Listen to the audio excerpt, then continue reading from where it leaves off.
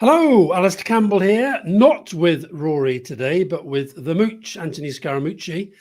And we're going to have a bit of a kind of North American fest because as well as the Mooch, we've got Mark Carney.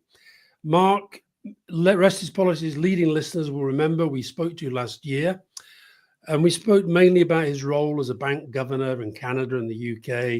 And I don't know if you remember, Mark, but I asked you whether there was any chance you might sometime go into politics yourself. And you said, well, it's not a known, it's not a yes. And now you've gone and done it. Because Mark Carney is currently running to replace Justin Trudeau as leader of the Liberal Party, which means that he will become Prime Minister. But that could be a brief tenure because then there will be a general election. And right now, Pierre Poilievre, the populist leader of the right-wing party in Canada, is still doing pretty well in the polls. So, Mark, welcome. First of all, I'm really, really impressed that already early in your political career, you've decided there has to be a flag in the shot. Well, first off, thank you, Alastair. Thank you, Anthony, for having me on. Yes, there has to be a flag in the shot, not least because today is Flag Day in Canada. It is the 60th anniversary of that flag, the maple leaf flag, becoming the official flag of Canada. And it was a symbol, obviously it's a symbol of nationhood. What happened was we got rid of the old ensign, which had the Union Jack on it and crest, and had a flag that represents the greatness of this country. And just on that, let me drill down a bit. Why did in the end did you decide you were going to go for it? A few reasons. One, I read your book, all seriousness, what can I do? And in the context of, kind of in the run up to the holidays, the run up in December to the holidays, country was in a bad way. A lot of pressure on similar effects in the UK and the US, pressure on people, cost of living, housing gotten away. Government hadn't focused on those issues enough. Prospect of a government that, a conservative, very populist government coming in, Trump acolytes in effect coming in. And then with President Trump coming in and some of the early stages of the risks that are now quite manifest, I'm sure we'll talk about them later, I felt I really had a duty to put my hand up and run when the Prime Minister resigned. So, there are times in life, and you've both lived these, where you got to stand up and be counted, and this was one of them. Mooch. Yeah, well, Mark, first of all, welcome to the show, Mark. And I think Alastair knows this. You and I started a long time ago at the same place. And so I want to bring it up because Goldman has gone through this arc of Bob Rubin in the government, John Corzine going to governor, Henry Paulson becoming Secretary of Treasury. And there's a little bit of a globalist label on Goldman. And it's a little different world today in terms of where people are thinking about their identity and the identity of Canada. And so make the case, let's say I threw a rock at you or an egg or a tomato. I wouldn't throw a rock at you because I love you, but I'm like an egg or a tomato. And I said, oh, you're a Goldman globalist. What would you say? Well, I think there's a couple of things there, and that is right. And I would add Mario Draghi to that list, a former Prime Minister of Italy and head of the European Central Bank. Look, I'm looking at you on my screen, Anthony. Never forget where you're from. You still live where you grew up. I'm from, I was born in the north of Canada, Northwest Territories. Grew up in Edmonton in Western Canada. I always came back to this country. These are where my roots are, and you live those values. The second thing I'd say is that the world's a complicated, interconnected place. Those connections are changing. You got to understand the world in order to make sure that it's working for real people. The middle class and hardworking people. I don't think you can ignore it and hope that it's going to go away. And we're seeing it right now in Canada with very, very rapid changes in a world that's more divided and dangerous. And that's starting to affect us. It's going to affect us in a much bigger way. I'd rather have a leader who understands that, who can influence it, but also is anchored where they came from, anchored in the country, and working for the people here. Anthony, do you think that the right wing will go after Mark on the basis of being, as you say, the Goldman globalist? Is that a useful line of attack for the right, or does that just play up his kind of economic credentials? Well, I mean, it is, but I think a more useful line, and this is my follow-up question, if you don't mind, Mark, is we're in an anti-incumbency world, Alastair. So it's in addition to the globalist label, and I think Mark can parry that well, and obviously Mario Draghi is a brilliant statesman, and I think we need common sense integrated with the populism. And it's interesting that the conservative right has hijacked the electorate that voted for the left, through our whole lifetime. And so, the question is, how do you make that rearticulation to those people? And how do you get them off of what I would call the anti-incumbency fever that everyone's facing? Well, I think, look, I'll keep it obviously focused on Canada. I mean, people want change. They want change in Canada. They deserve change. They need big change. And that change starts here with a focus on the economy. I don't think the incumbent government, the Liberal government, had focused enough on the economy or executed as well as they needed to on certain things like government spending, the impact on investment, keeping prices down, increasing competition, all these aspects. So it starts with recognizing that and then focusing on a series of policies, initiatives that are going to address that. And then secondly, look, I'm not an incumbent. I haven't been a politician up until now. I was still thinking about it when Alastair and I last spoke, as he alluded to. And I'm coming in at a time of crisis. And, part of the issue here, I think it holds elsewhere, but I'll focus on Canada, is we are in a crisis. It is not of our own making, but it's a full-blown crisis. And for better or worse, by accident or design, my career has been one of managing crises and helping to build strong economies. And that's what's needed at the moment. So when people look for change, it's, what type of change, the right type of change. You got to make it tangible for people so that they can see exactly what they're getting. But it's an attitude and it's an experience set. Alastair, is he too normal to be a politician? Alastair? No, I don't think so. I mean, he's pretty normal. He's likable. Nice, he's articulate. He's well read. He's understands interest rates and monetary policy. Do we need like some kind of reality clown show, or can somebody like Mark Carney, who is somebody you and I would hire for the job, can he punch through the nonsense that's going on in our society right now? Well, somebody needs to, because Trump is kind of, and I was going to try and avoid talking too much about Trump in the first half, but he is kind of drowning out the debate in so many countries. And I think there is a space for kind of serious, fact-based, analytical politics. And what I wanted to ask you, Mark, is what did you said in that interview that you did with me and Rory that there's different ways of doing public service. So like you saw yourself as a public servant when you were a bank governor. I would have said the same when I was working for the government. The Mooch would have said the same when he was, briefly alongside Trump. There's different ways of doing it. What do you think is the big difference between doing it as an official, which is what you were, and an active politician who has to go out and get people's support? Yeah, well, I think there are a couple of things. One, and I'm very conscious of the first point I'm going to make, which is as a governor of a central bank, you have the power and the accumulated credibility of the institution behind you. And that gives you much more weight, assuming your predecessors had done a good job, and they certainly had in the case of Canada.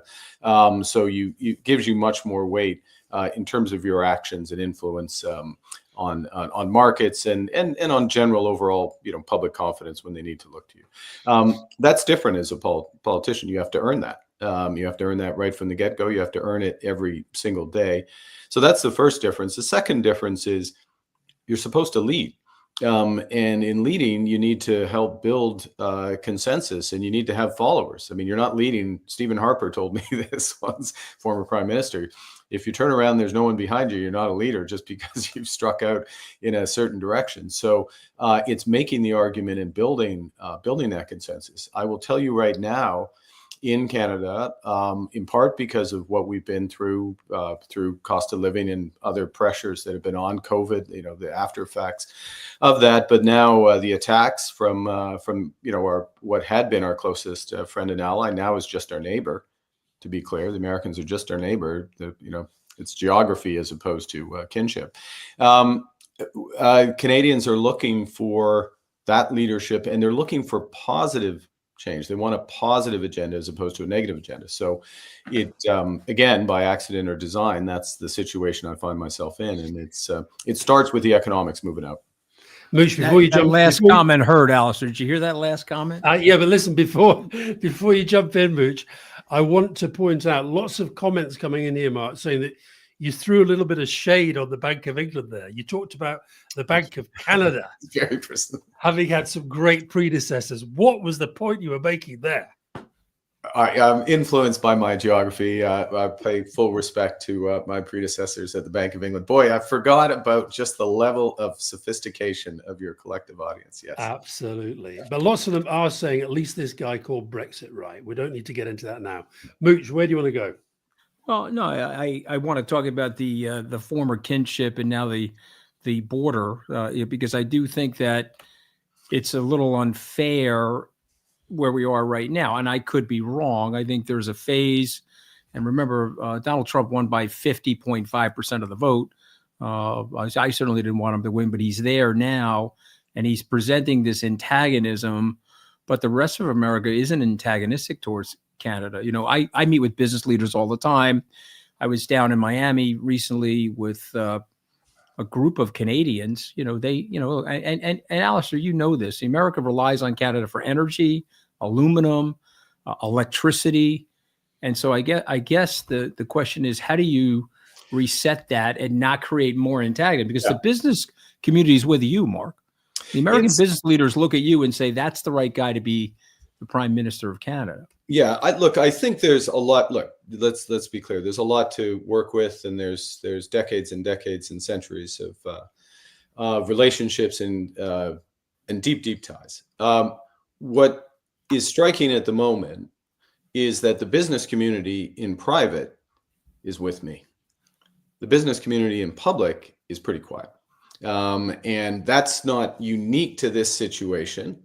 You see it in a host of other initiatives that the administration is taking, where CEOs, we would know many of the same people and have many of the same conversations I do, and they're 180 degrees in opposition to what the administration is doing, but they're not saying anything about it. And with some degree waiting for the equity market to take a view and provide the discipline. So we're in the age of equity market vigilantes as opposed to principle and approach. So that doesn't go unnoticed. The good news is that I think that there is going to be a point where we're going to show our strength here in Canada. We're going to show our strength. We've got lots of options. We've got lots of things we can do at home. And in fact, Mooch, if I may, we should do at home.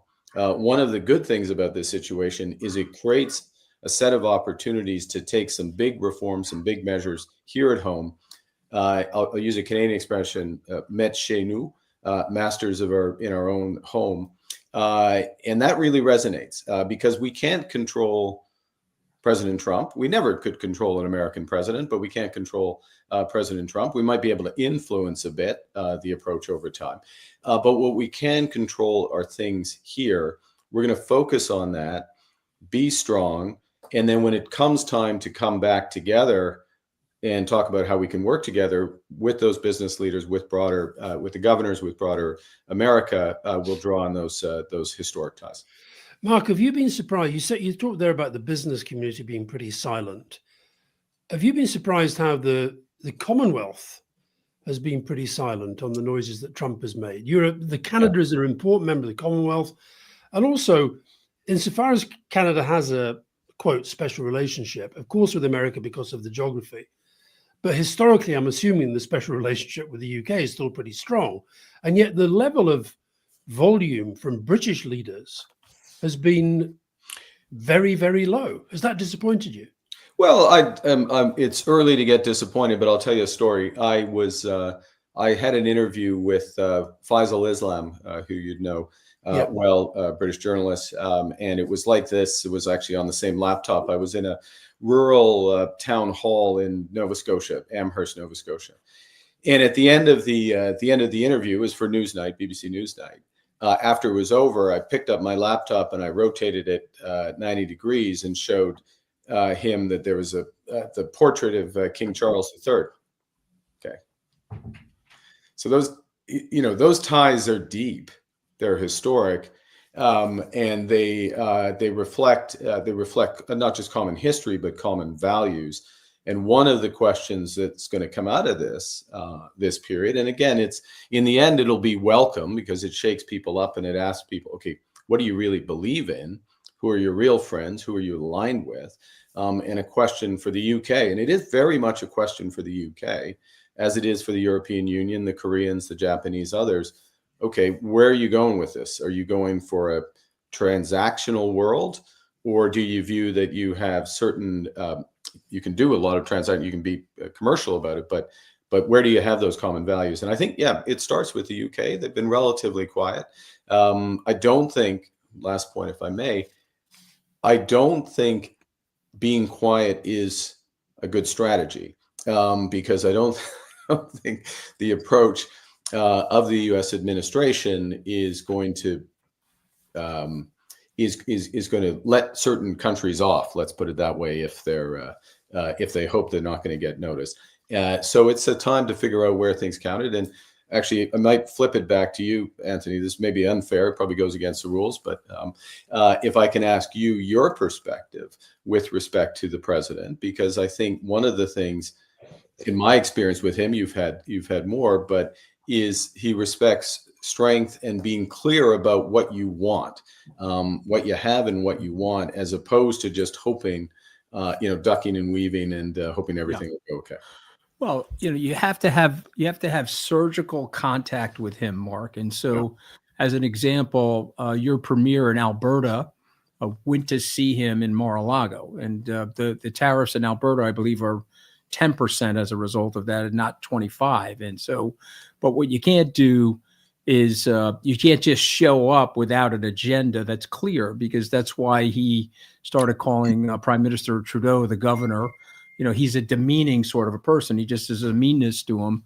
And so when you're a leader of another country, you got to be surgical and you got to be in his face, because he hates conflict, Mark. This is a keyboard warrior, so he hates conflict. You get in his face to negotiate, he'll usually bend on something.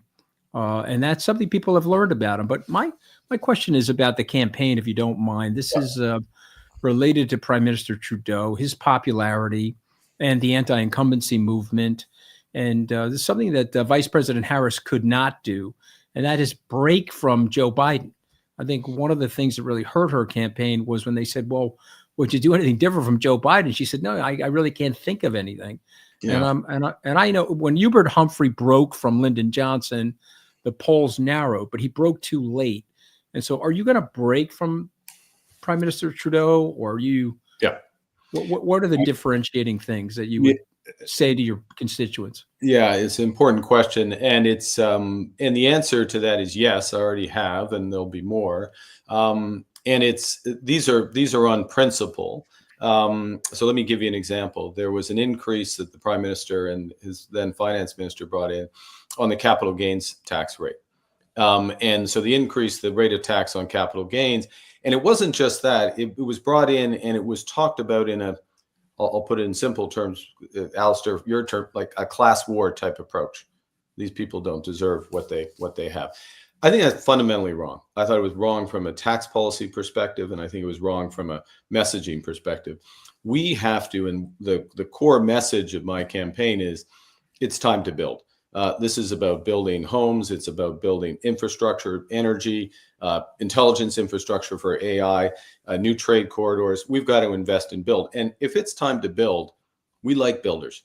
We like people who take risk, who put money to work, and we're going to set up the system to reward that. So that's one example of a break that's not just a policy, but it's an attitude, and it's the attitude backed by policy, I think is critical. We also changed something which was a practical or pragmatic change on the carbon tax, retail carbon tax, where we've removed it.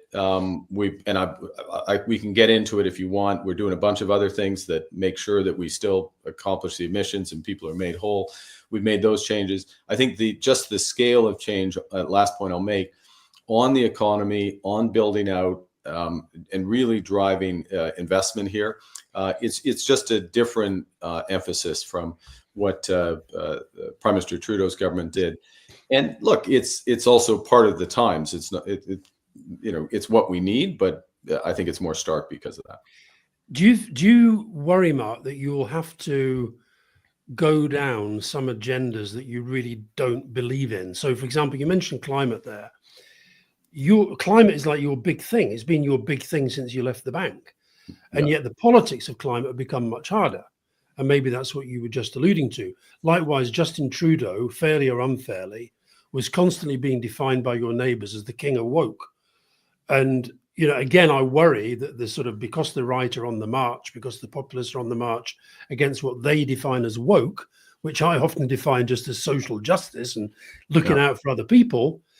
Do you feel you have to soften some of your actual beliefs because you know that we're in a very different political environment to the one that Trudeau was in even a few years ago? So there's a couple of things there. I think let me take them in order. On climate, very much we're emphasizing the commercial aspect of it, the competitiveness aspect. This is where the world's going. It'll go. You can see where the trend line is. It'll go in fits and starts. And the U.S. cared about climate a lot 3 months ago. It doesn't care, at least the administration at all right now. At some point, it'll swing back and care again. In the interim, what we have an opportunity in Canada, and we should take this opportunity, is to leapfrog the Americans on this. Well, America's turning inward and turning back the clock on some of these issues. There is an opportunity to really move ahead. That's what the Chinese and the Koreans did the first time around. The Europeans in fits and starts are moving in this direction. They need to more fully get their act together. But we can drive that forward. It's got to be ruthlessly commercial. It's got to be the kind of thing that Anthony would invest in, just to be clear, as opposed to aspirational. So that's the first on that. So hold on. So you're more interested in Anthony's views on climate than, say, Greta's? We are conscious that. If you give me those two polls, that's right. But Alastair, I'm a climate realist. I'm not a climate denier. I'm more interested in Anthony or someone he broadly represents investing in something that's going to get emissions down, but is going to make money and create jobs here in Canada. That's the punchline, and that's the big. But then the second thing, I think the diversity, war on woke, which is the term of the moment. There is a big difference between Canada and the United States. We are very different countries, this is a country where you do have multiple identities. You're all Canadian, but you have your heritage. It's more prominent than it is in the U.S. I mean, there's some exceptions in the U.S. We have I'll say the Indigenous peoples, not the term we would necessarily use. They are First Nations in Canada. They are First Nations. It is a totally bilingualism. We are officially bilingual. And that these are all things that are unthinkable in the United States, quite frankly. I mean, the diversity element, maybe just a little less, although diversity and the promotion of diversity and inclusion is becoming an insult. And in some respects, you listen to some of the initiatives out of the US, could be a crime in the United States. I mean, look, that's a big difference. And then you get into some of the institutional and social policy choices we make here. Healthcare is a right. It's not a business in this country. That comes with challenges, but that reflects the nature of the country. So yes, there's those pressures. And if I may bring it back to the current election, last point, I think these are on the table. Like, do you really believe in these elements of Canada, or have you been basically mouthing MAGA talking points with a Canadian twist for the last 3 years, and don't buy into them and wouldn't protect them? And that's, in the end, that's the choice Canadians are going to face. I think if you're a full-time experienced politician, you've left that hanging mark. I'd have gone straight for Poilievre's. You know, you're right. You're right. You were setting it up, but then you pulled your punch.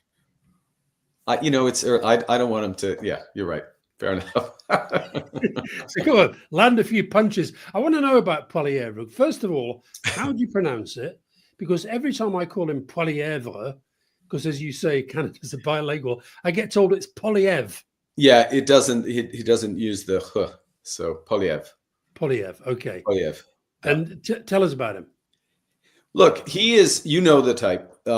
He is a lifelong politician. The only job he's ever had he got is being a politician. He was a political staffer. He got elected to the House of Commons very early on, his low 20s.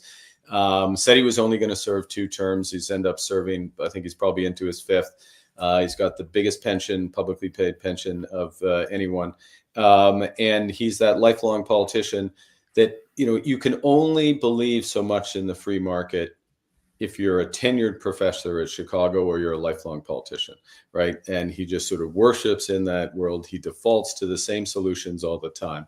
And he's also, I honestly believe he disdains much about the country, much of what I just described, which to me, and I think to Canadians, is the nature of the country.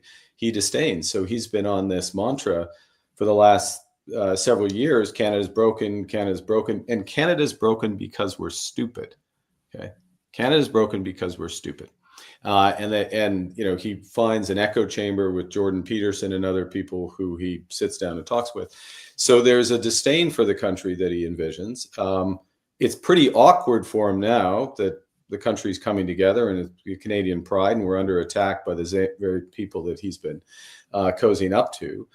So literally, as we speak, he's trying to find a Canadian flag to wrap himself in and play patriot. Last refuge of a scoundrel. The last time I checked, if I know my American history, Anthony.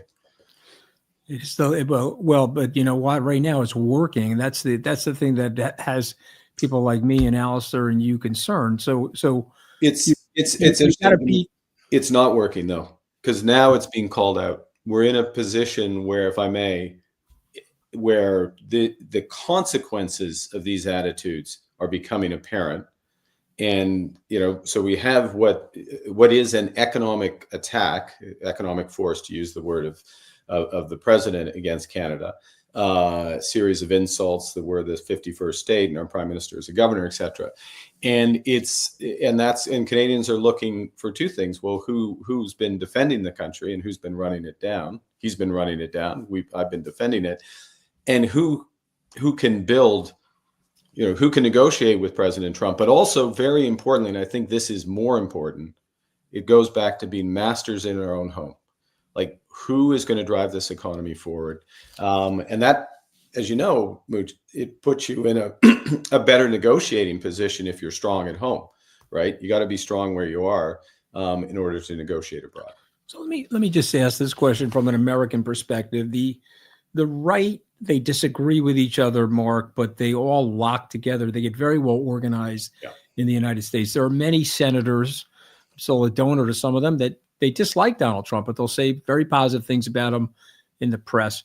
The left in our country, Barack Obama once made a comment. He said, I'm a member of 6 disorganized parties.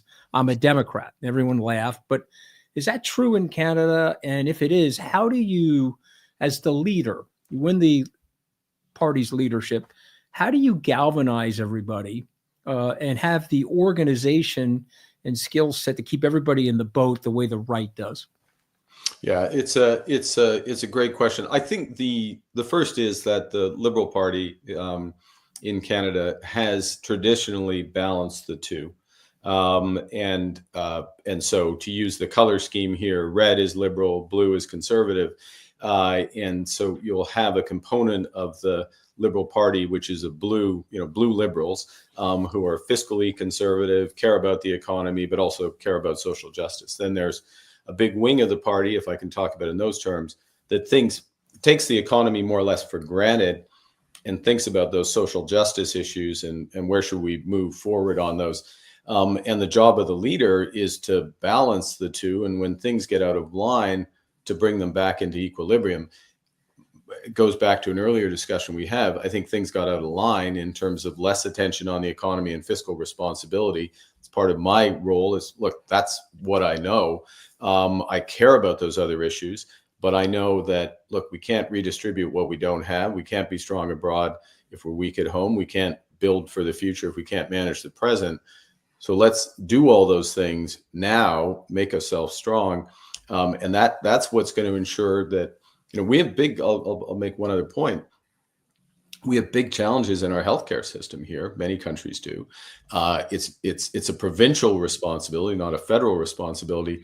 But if the federal government isn't helping to make sure that our economy is strong, those provinces don't have enough resources to fix their healthcare system. I mean, that's the reality. And I think that's how you broker it. And I'm being very upfront with people as I go around the country that's part of what's at stake. Mark, on the podcast recently, we put a shout out to Polyev to come on and do an interview, and I can't believe that there won't be at least somebody in his team who's watching this interview. So I want to repeat that now. They're in the live chat, I'm sure.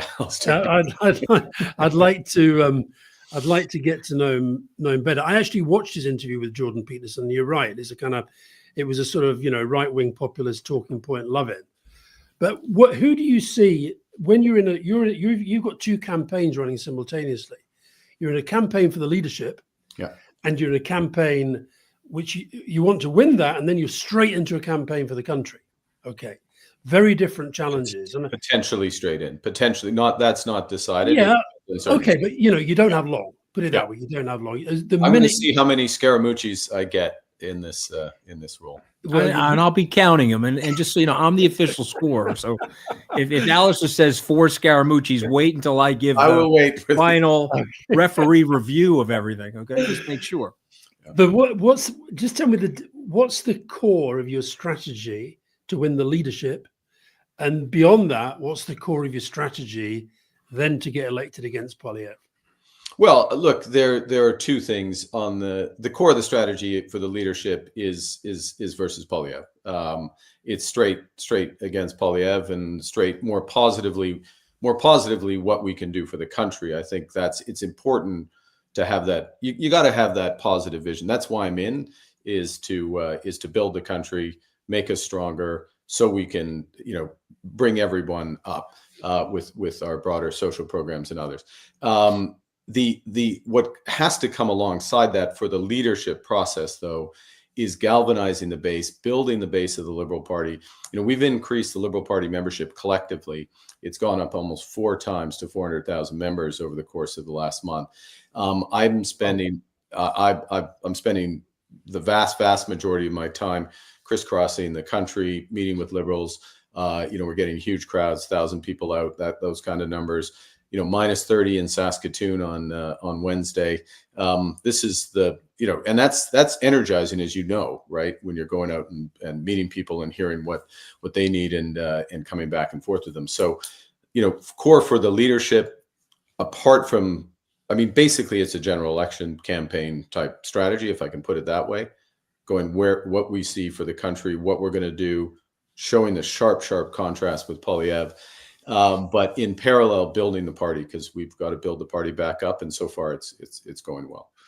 When you sit down with your key people, and you're being absolutely honest with yourself and with each other, what do you define as your core strengths and your core weaknesses? Look, your strength is always your weakness. So my strength is, I think you touched on it at the start. My strength is I know how the world works. I know how to get things done. I'm connected. I can deliver for the country. And my weakness is, people will charge me as being elitist or a globalist, to use that term, which is, that's exactly, it happens to be exactly what we need. My weakness as a politician is I've not been a politician, right? So I didn't go straight into, as you observed, the killer. The point was right, but the delivery was. I'm working on it. I am, but that's fair. I haven't been a politician. I am a pragmatist. I am a leader. I'm a leader of organizations. I'm a leader in crises. So that's the strength that I'm trying to project, and it resonates. I feel it resonates across the country. Anthony, how would, if you were on the other side of a fight with Mark Carney, how would you take him on? Well, he's tough. He can't be underestimated because he knows the policy and he knows how to come back to you in a very subtle way, right? So Trump has all that bombast, and the right is, like a rock'em sock'em robot. So I would probably go after Mark on, and again, Mark, forgive me, but I would probably go after you that you left the country, you were at the Bank of England.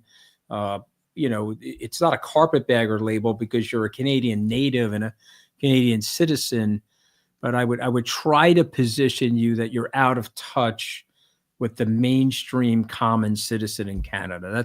That's probably what I would try to do. And your response to that would be? Well, my response would be twofold. One is that I'm not, because I live here and work here, and I'm, my life has been in service, or most of my life in Canada has been in service of those of Canadians. And then secondly, who's more in touch with everyday Canadians? Someone like me, or someone who's been a lifelong politician, who lives in a taxpayer-funded mansion, who's driven around by a chauffeur and bodyguard, who has a lifetime pension paid by Canadian taxpayers, and whose diet of news is from the United States, is Fox News, whose favorite people are podcasters in the US, and who, if you could swap out Canada, if you swapped in America for Canada in most of his talking points, you'd think, okay, this is Trump, this is MAGA. Well, I'm not saying that you have to be driven around by a chauffeur, but if you're traveling with Alastair Campbell from Glasgow to London, don't sit in steerage like he does. Okay, he had me jammed in between 3 or 4 service dogs, and I mean this was the train from hell. Okay, and Mark, I am a bougie person, right? I'm not a politician. I just tell you, I'm a bougie person. But this guy, it's unbelievable. Don't travel with him. He has traveled. I have traveled with it. Yeah, yeah. He went to the Burnley Everton game. Burnley Everton match. Yeah, very, very, very comfortable. In the back of the train, Mark. In the back of the train. We're in the back of something. Oh my God. But let's just go to Trump. I want to ask you both. Marks out of 10. How surprised were you when Trump came in and literally the first other country he attacked, along with Mexico, was Canada? How surprised were you, Mark? I'd say 6. I wasn't totally surprised. The relationship between him and the current prime minister, is not great. Number one. Number two, I felt that he would want a renegotiation of a quick renegotiation of NAFTA. In fact, I'll tell you a story very quickly. And so that's the second thing. But on the morning after the president was elected, the message from someone in the government was, Canadians are anxious. Don't worry. Everything's going to be okay. And I contacted the PM and I was like, why is that the message? Everything is not going to be okay. These guys are going to come after us, and we're going to have to adjust. And it's better to prepare Canadians for that reality. Now, it happened so quickly that it quickly moved to dealing with that reality. So I was somewhat surprised. I'm surprised by the scale of it. I should be more succinct. I'm surprised by the scale of it, as opposed to the direction of it. I did expect that we wouldn't have a good start. Anthony? I would say that, look, it's right down his checklist, right? I mean, so, he's Vladimir Putin's president. And so what would you like to have? You'd like some destabilization of North America, some reordering of that. You'd like a lot of xenophobia and nativism in America. You want to turn the opinion of America to non-Americans as a cynical, harsher, harder country. I always tell my friends here, the outside world looks at America very differently than we as Americans look at it. And so, yeah, so I mean, he's doing very, very predictable things. I guess as a Canadian, though, I guess what I would say to you, can you wait out Donald Trump? And maybe Trudeau's message is it's going to be fine because we can wait him out. You know, and the issue is, you know, is he ever leaving? I mean, there's a group of people here who think he's going to try to figure out a way not to leave, at which point there'll be a constitutional crisis. But yeah, as a Canadian, you have your interests. You have to put Canada first, but you're also a North American. So how do you go about this, Mark? I think I'm going to answer this way. I think it would be a mistake to just assume. It is a mistake to assume that this is an aberration. This is the second time the president's been elected, as you've detailed, and I do listen to you guys both on The Rest is Politics and Trip US. Who do you like more, Carney? Who do you like more? Caddy and Rory. That was like a 7. Hey, Alistair, that was like a 7-10 split in bowling. Okay, no, that's him being he's learning much. He's being political. I'm trying to keep. I'm Big Ten. Hold on Big a second. Ten. I think I lost something down here. Let me just pick it back up. It's a Big Ten. No, look. So I think it's a mistake to see it as aberration. This is a point you have made, Anthony, several times. You know, the sort of depth in terms of the reorientation. I listen very carefully whenever the vice president speaks. And there's depth in terms of the orientation there. So that's first thing. The second is, where does Canada, U.S. go medium term?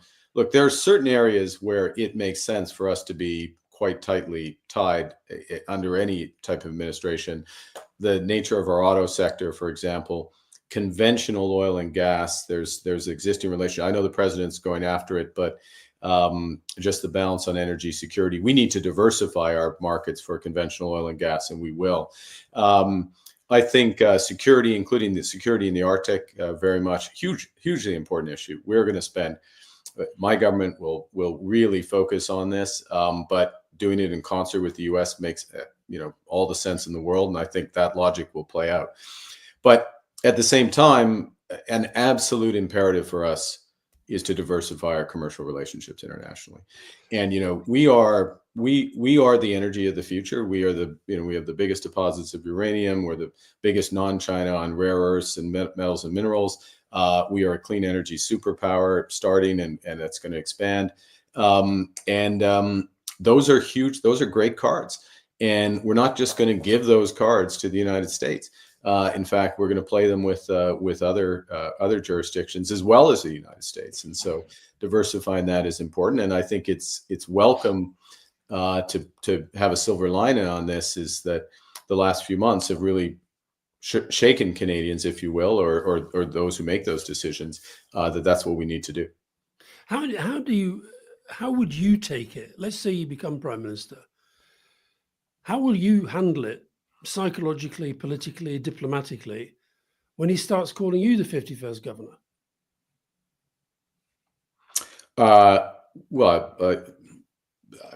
He shouldn't. But he will. We'll see. Because?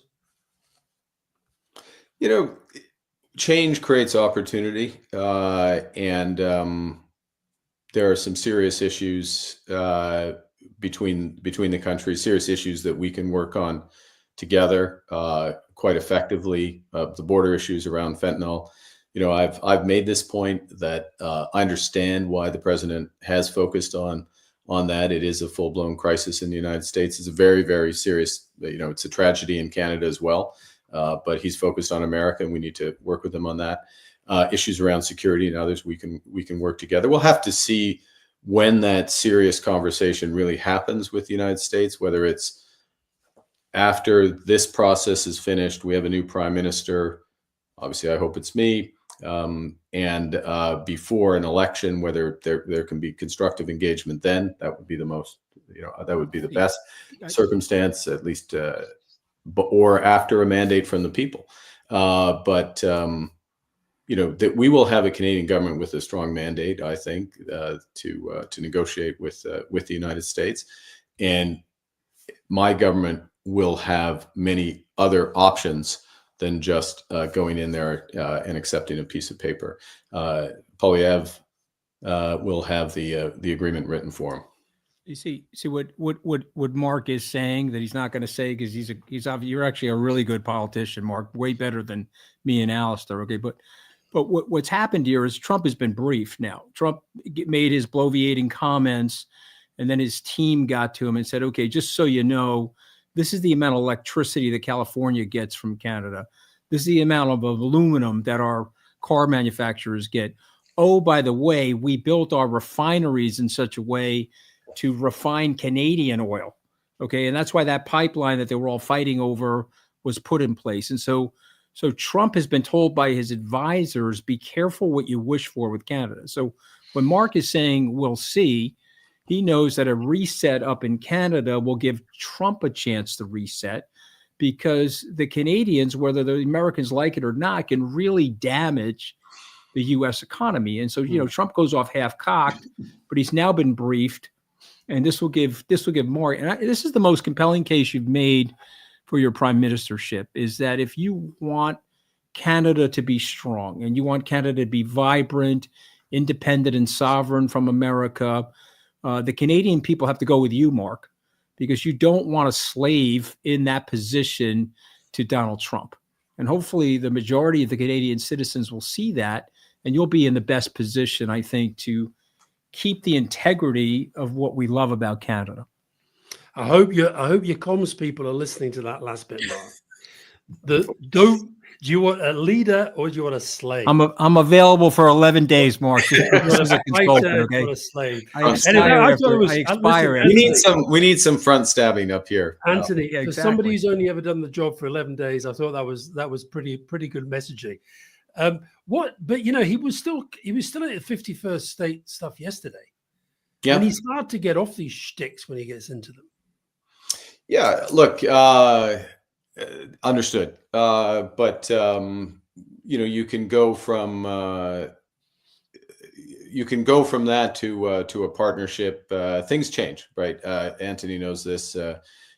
Things can change very quickly, and we can be in a position where we have once again the greatest trade deal in history, which is what the President Trump described what they call USMCA as, and now he says it's the worst deal. I mean, it is the deal he signed. So things can go back the other direction. And part of our job is my job would be to accomplish that in a way that's best for Canada. But of course, you're not going to get a deal unless something also works for the United States as well. Mm-hmm. Underscored all of this, though, is and the mood of the country, rightly, Canadians are very, very smart, and they clock the fool me once, shame on you, fool me twice, shame on me, and they want to build out from at home. We'd love to do a good agreement with the United States. I think that agreement is possible, but it takes both sides to come to it. But at a minimum, and I'm going to quote former Prime Minister Stephen Harper, conservative. Did appoint me as governor of the Bank of Canada, so I owe him for that. And he said, look, the country should be prepared to take significant economic pain to protect our sovereignty versus the United States. His words to that effect last week, which is the mood of the country. And I'll give you one fact though, which is. The hit from U.S. tariffs. Let's say President Trump does 25% tariffs across the board, including on energy and various things. Maybe a little more on aluminum, a little more on autos. That impact on our GDP it's significant, but it's smaller than if we move to free trade in Canada. We got a lot of interprovincial trade barriers. So when we talk about being masters in our own home, being in control of our destiny, we can have free trade in Canada and offset President Trump. And that's before we do a bunch of these big projects and build all the homes and everything else we need. So if we really set our minds to it, we're going to be fine. We're going to be fine. You mentioned the vice president, and yesterday he was in Munich at the security conference, and he made one of the most extraordinarily charmless, offensive, infantile on many levels speeches I think I've ever seen a senior politician make. I'm not expecting you to agree with my analysis, but I just wondered whether you felt, as I did watching it, this is really, really weird. These guys have decided that their friends are their enemies and their enemies are their friends. He's nicer about Putin than he is about Germany. That is weird. I think the following. I read the speech. I didn't see it live. I read it this morning, and maybe delivery different. I thought the points about, I'm going to call it liberty, freedom of speech, liberty, I think bear reflection. I don't know that all the examples are exactly as they were depicted, but they weren't. Yeah, okay. But the general point which we face as democracies of what is free speech and what do we allow and what is positive and negative liberty, I think these are important things in this age of disinformation. Yeah, but this is a guy who pretends that Trump didn't lose the election against Biden. This is a guy who says the AP have been banned from the White House because they refused to say Gulf of America. Okay. Yeah. You're a politician. You're a politician. I'm taking what the vice president said, not what the vice president said in that element there. I thought that of course, it's often what's unsaid, which is your point.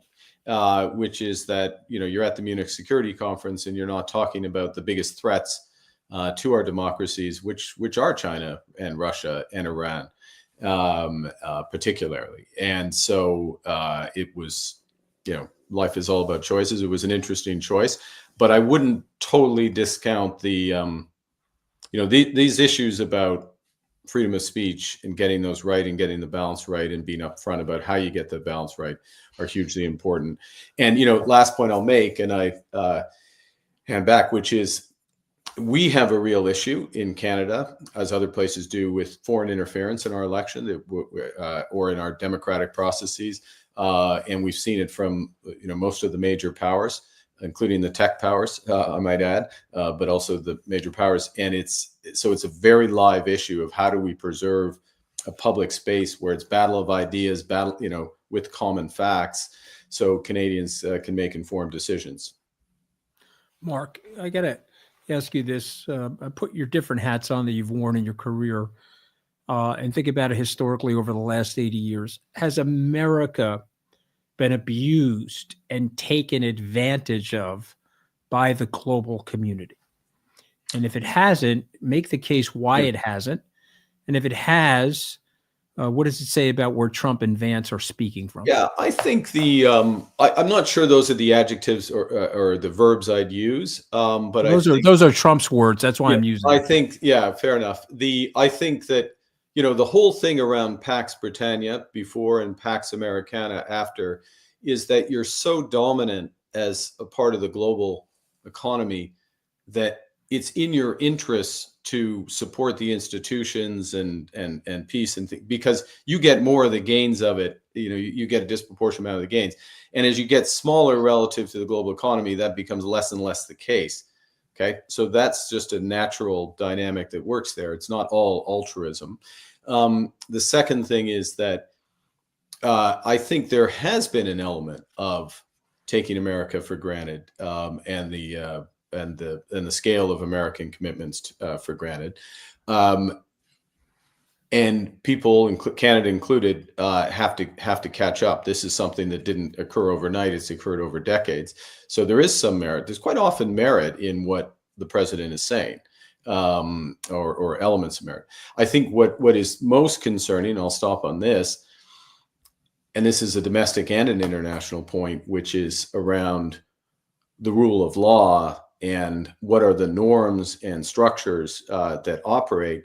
And if looking at you in the backdrop, the New York skyline there, when you look at financial markets and how the global economic system is, one of the most important things is you operate where there's rule of law and under certain rules of the game.